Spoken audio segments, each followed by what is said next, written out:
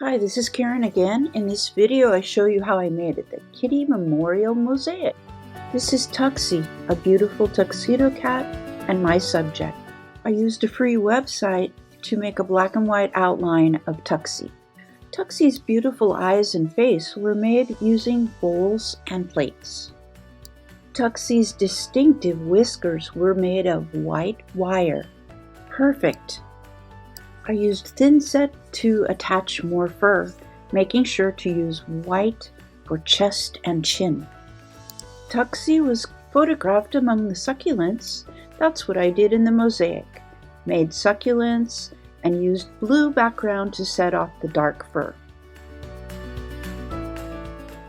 I loved making Tuxie for her family. Thank you so much for watching. Bye for now.